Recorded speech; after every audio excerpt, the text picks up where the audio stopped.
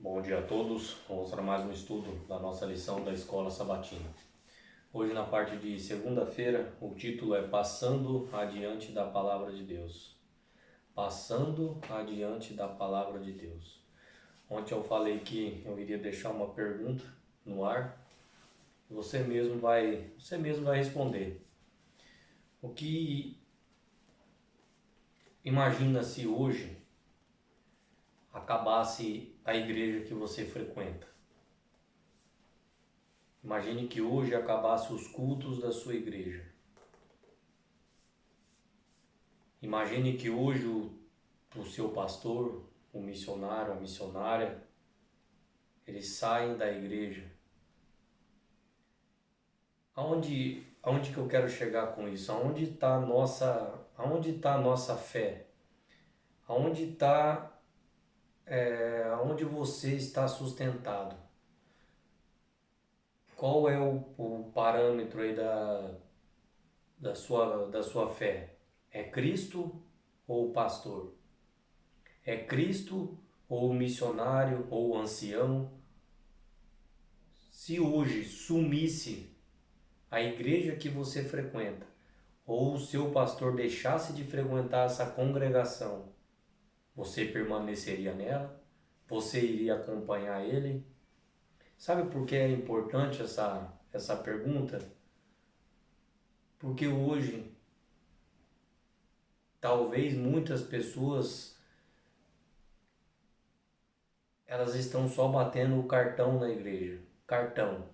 Que nem ir trabalhar na igreja. Não, eu tenho um compromisso na igreja, eu tenho que ir todo sábado de manhã, ou no domingo, ou na quarta-feira, não importa. E você trata aquele momento como um trabalho. Não, porque pessoas dependem de mim, porque se eu não estiver lá, o trabalho vai ser mal feito. E talvez você nem sabe definir o porquê que a gente se reúne. Talvez se eu perguntar para você por que você vai na igreja, você seguiria a quem se a igreja fechasse? Se a igreja entrasse em perseguição? A gente tem que começar a refletir isso. A gente tem que começar a andar com a Bíblia. O que a Bíblia diz? Aonde está fundamentada a sua fé? No pastor ou na Bíblia? É na palavra de Deus ou é na voz de um homem? Vamos lá? Parte aqui de segunda-feira, passando adiante da palavra de Deus. Paulo teve dificuldade no seu ministério também. Paulo, ele deixava claro que quem chamou ele foi Cristo, porque muitos ao redor dele e até mesmo talvez os discípulos não queriam reconhecer Paulo, porque Paulo, antes de ser o apóstolo aqui dos gentios, ele era um perseguidor, ele matava. Estevão foi morto ali aos seus pés. Você entende? Que Paulo, ele trabalhou contra até os da própria fé.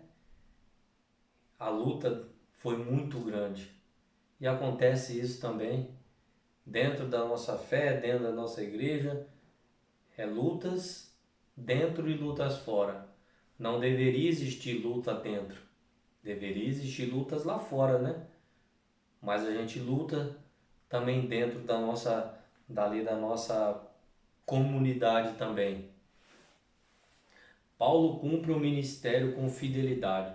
2 Coríntios, capítulo 4, versículo 1 ao 6, diz assim: Pelo que tendo este ministério, segundo a misericórdia que nos foi feita, não desfalecemos. Pelo contrário, rejeitamos as coisas que por vergonhosas se ocultam, não andando com astúcia e nem adulterando a palavra de Deus, né? Não mesclando aí a palavra de Deus com o certo e um pouco de verdadeiro, com o santo com um pouquinho do profano. Verso 3: Mas se o nosso evangelho ainda está encoberto, é que para os que se perdem, que está encoberto.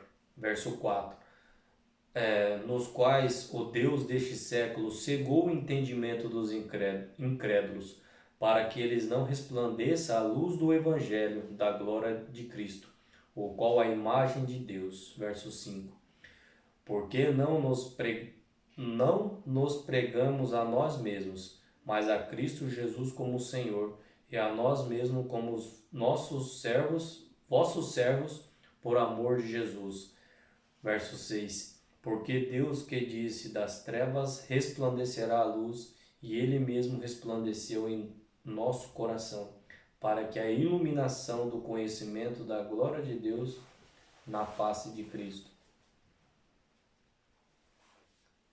O apóstolo enfrentou adversidades esmagadoras na sua vida, na sua obra, ao espalhar o Evangelho, mas tinha confiança de que a palavra de Deus acabaria por triunfar.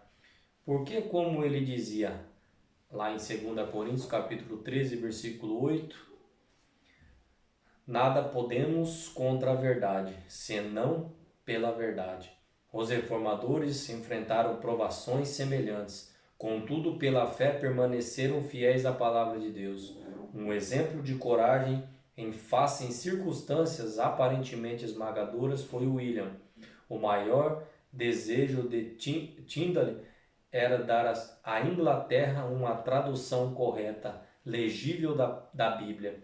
Decidiu traduzir a Bíblia e, a partir das línguas originais, e corrigir alguns erros de tradução de Wycliffe, feita há 200 anos antes de Tyndale. Também acabou por ser preso e julgado. Muitas das suas traduções da Bíblia impressas na Alemanha foram confiscadas e queimadas publicamente, e o seu julgamento teve lugar na Bélgica em 1536 depois de Cristo. Foi condenado por heresia e sentenciado por ser queimado, e os seus carrascos estrangularam-no enquanto atavam pronunciadas com zelo em voz alta, e diz que foram: Senhor, abre os olhos do rei da Inglaterra. Miraculosamente Deus respondeu à oração de Tyndale. Passados 4 anos após a sua morte, foram publicadas 4 traduções da Bíblia em inglês.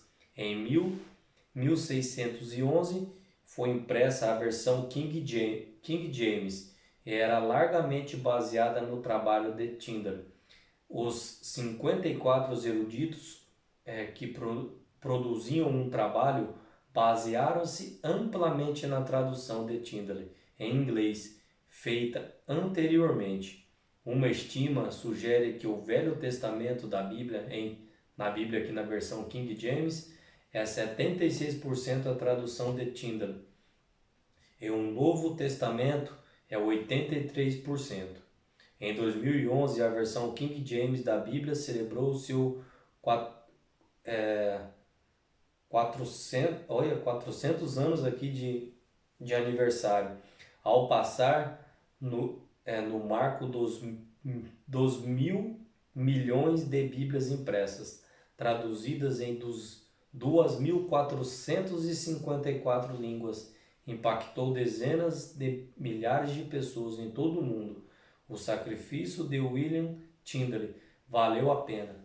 Não importa quão difícil pareça ou quão desafiadores era a circunstância de Tyndale e os seus colegas crentes na Bíblia confiavam que Deus estava a dirigir segundo a sua vontade.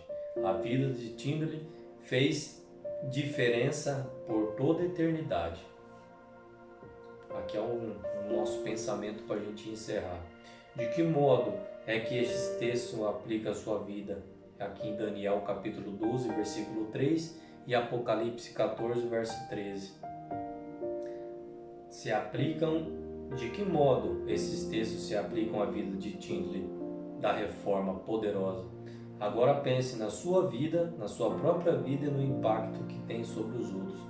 Que encorajamento dão a esses textos relativamente à oportunidade de influenciar outros por toda a eternidade, né? É aquele, como a gente está estudando o tema da nossa semana, né? O propósito.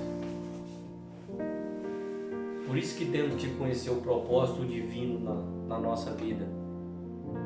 O que Deus espera de mim e de você. Que os planos de Deus se cumpram na sua e na minha vida. Vamos orar. Querido e bondoso Deus, obrigado, Pai, por essas ricas palavras, por esses testemunhos, por essas histórias que nos ajudam para nos fortalecer na fé também, Pai. Que o Senhor possa cuidar de cada pessoa, Pai. Dê o discernimento, sabedoria, em nome de Jesus. Amém. Que o Senhor nos abençoe.